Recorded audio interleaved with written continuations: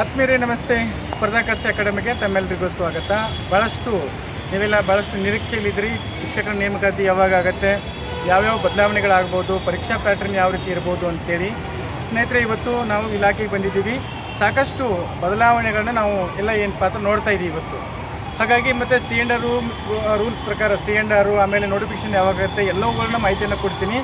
ಅದರಲ್ಲಿ ಭಾಳ ದೊಡ್ಡ ಬದಲಾವಣೆ ಏನು ಅಂತಂದರೆ, ಮುಖ್ಯವಾಗಿ ಶಿಕ್ಷಣ ಇಲಾಖೆ ಒಂದು ರೂಲ್ಸನ್ನು ಬ್ರೇಕ್ ಮಾಡಿತ್ತು. ಅಂದರೆ ತಪ್ಪಾಗಿ ಏನಪ್ಪ ಅಂದರೆ ಅರ್ಥೈಸಿತ್ತು. 38 ಅಂದರೆ ವಯೋಮಿತಿಯನ್ನು 38, 41 ಮೇಲೆ 43 ಅಂತೇಳಿ ಮಾಡಿತ್ತು.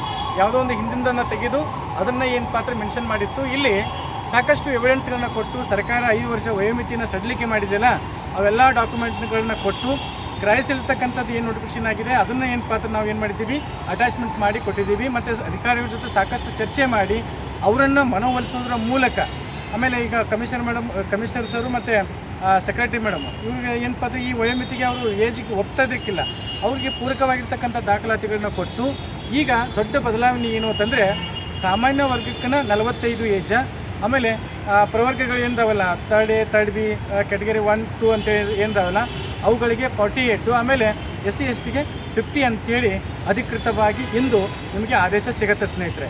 ಇದರಲ್ಲಿ ಭಾಳಷ್ಟು ಏನಪ್ಪ ಅಂದರೆ ನೊಂದವರು ಇದ್ದೀರಿ, ಸಾಕಷ್ಟು ಜನ ನೀವು ಕಮೆಂಟ್ ಮಾಡ್ತಾನೆ ಇದ್ದೀರಿ, ಸರ್ ವಯೋಮಿತಿ ಈ ರೀತಿ ಆದರೆ ಹೇಗೆ ಅಂತೇಳಿ. ಸೊ ದೊಡ್ಡ ಬದಲಾವಣೆ ಆಗಿದೆ. ಇನ್ನಷ್ಟು ಮಾಹಿತಿ, ಸುಮಾರು ಮಾಹಿತಿಗಳಿದೆ, ಮುಂದಿನ ಒಂದು ವಿಡಿಯೋದಲ್ಲಿ ನಿಮಗೆ ಸಿಗ್ತಾ ಹೋಗುತ್ತೆ. Thank you so much.